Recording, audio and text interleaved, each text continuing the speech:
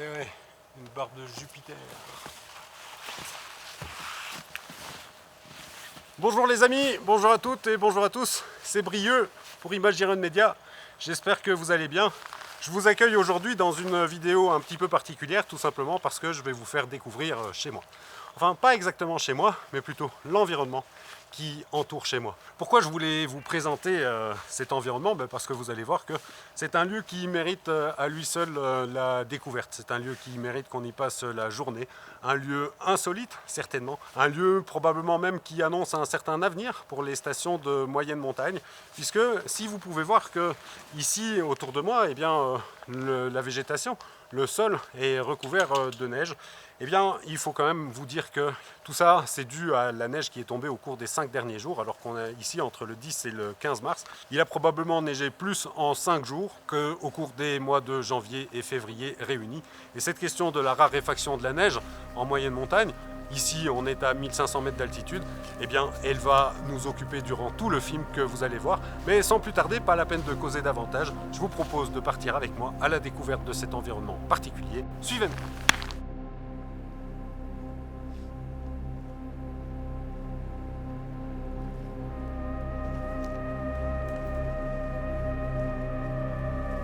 Depuis quelque temps, cette forêt dans laquelle je me promène est un peu devenue mon jardin.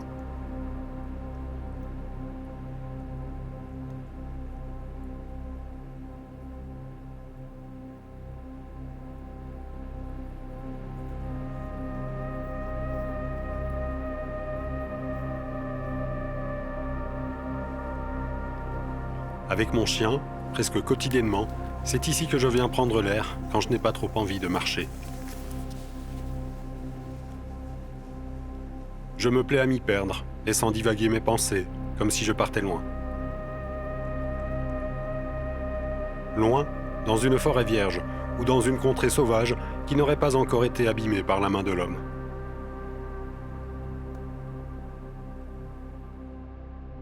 Une sorte de Grand Nord, une petite Sibérie, où la vie serait dictée par le froid, la neige et le vent.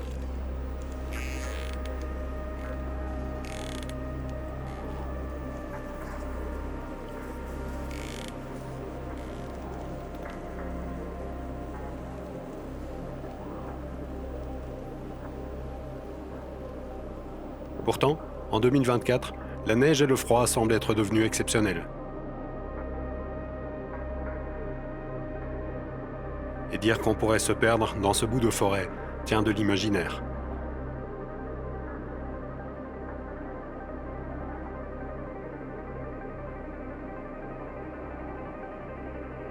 En quelques pas, en effet, au détour d'un arbre, une ruine se révèle.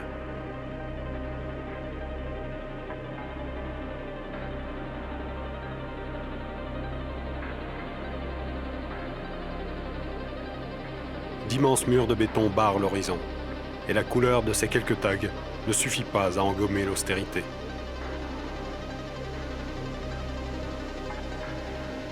Alors, que suis-je venu faire dans cet endroit ?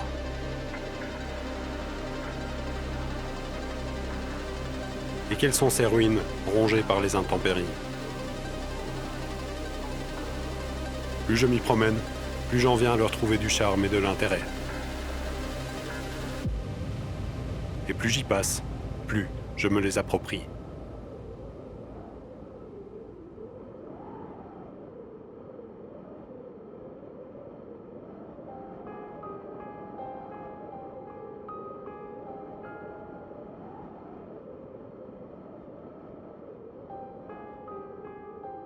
J'habite ici.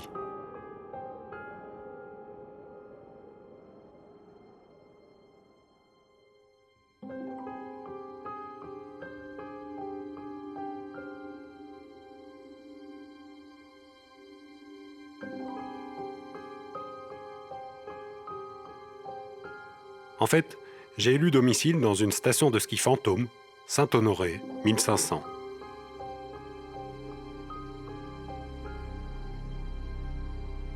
Perché à la même altitude, sur le mamelon de la Chaux dominant le plateau mathésin, en Isère, cet ensemble immobilier n'a jamais été terminé. Démarré en 1977 Dans le cadre d'un projet de liaison par télésiège au domaine voisin de l'Alpe du Grand Serre, le projet fut très rapidement mis en difficulté. Les promoteurs se succédèrent, mais la fortune leur fit défaut, ils firent faillite les uns après les autres. Aux premières résidences, sorties de terre en 1981, vinrent s'ajouter 13 ans plus tard 2 nouveaux bâtiments. Mais la construction du complexe fut stoppée net en 1996 lorsque le gestionnaire d'alors fut à son tour mis en liquidation judiciaire. Le projet battant de l'aile et l'exploitation des remontées mécaniques, pourtant mises en œuvre à peine 5 ans plus tôt, coûtant trop cher à la commune de Saint-Honoré, celles-ci ne fonctionnèrent plus que les week-ends et durant les vacances scolaires. Mais en 2003, face à un enneigement de plus en plus déficitaire sur ses versants exposés sud-sud-ouest, les installations s'arrêtèrent à leur tour, définitivement, de fonctionner. L'immobilier inachevé fut cédé et recédé, mais les chantiers ne furent jamais relancés.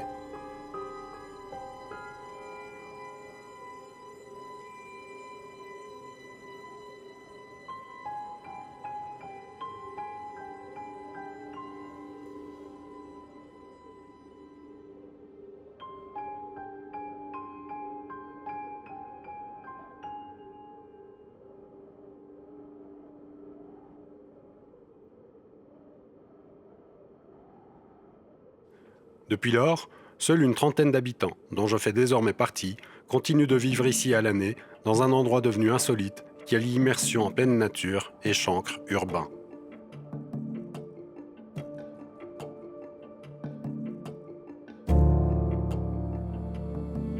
Les télésièges devenus inutiles ont été démontés, mais les infrastructures qui auraient dû accueillir plus de 1000 lits touristiques supplémentaires sont, elles, toujours livrées aux 4 vents, attirant des graffeurs venus de toute la France.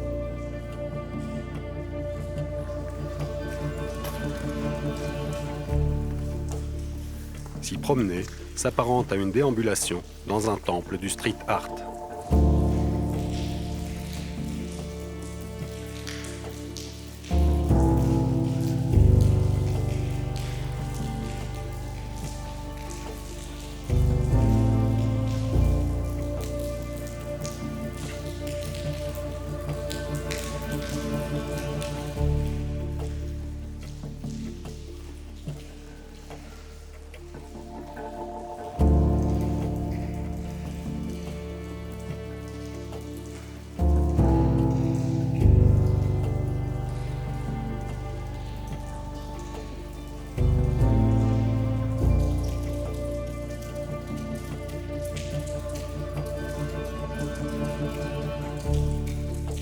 Des fresques géantes s'étalent sur les murs, comme exposées pour les fantômes de ceux qui crurent un jour et continuent de croire que la montagne doit être exploitée sur chacune de ses pentes et dans la moindre de ses combes.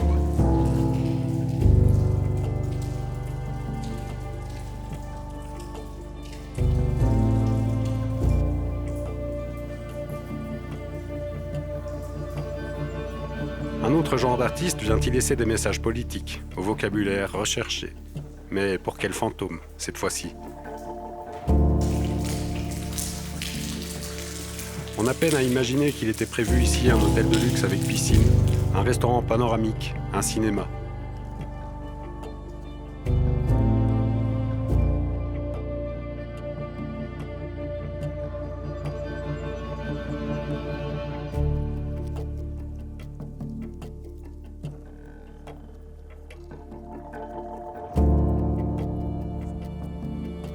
De panoramique, il ne subsiste que ces étages ouverts sur le vide, et de cinéma, ces écrans de brouillard défilant derrière eux.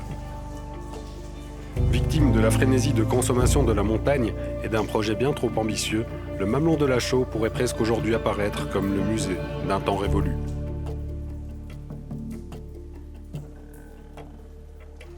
Aux explorateurs qui s'y aventurent, les immeubles inachevés tendent leurs pièges. Trémises et gaines techniques béantes, plaques de verglas, stalactites acérées.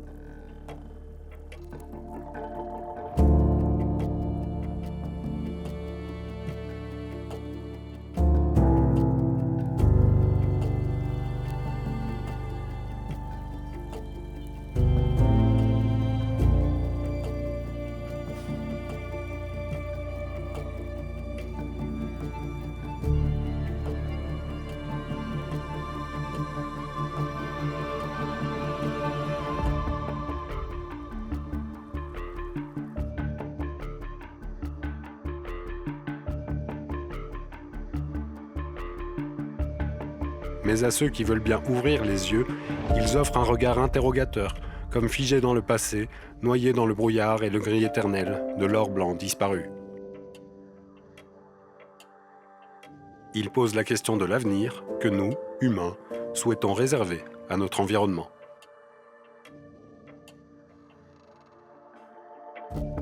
Pourtant, à ceux qui y résident, aux photographes, aux montagnards, aux amoureux de la nature, le complexe de la Chaux propose sa magie et son évidence.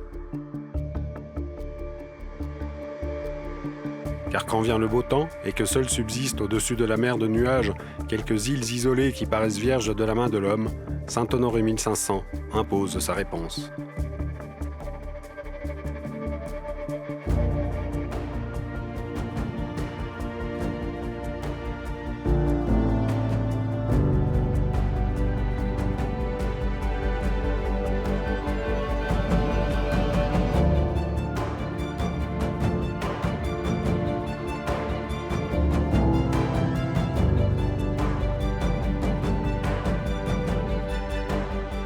Entre terre et ciel, tandis que les nuages se dissipent et qu'on devine en dessous ce qu'il reste des pistes, cette station inachevée ne semble-t-elle pas suggérer de mettre fin à l'obstination qui vise à consommer la montagne comme un parc d'attractions qu'on pourrait formater éternellement au gré de nos envies? À moins que l'on ne préfère conserver ces ruines comme des témoins archéologiques de la voracité des hommes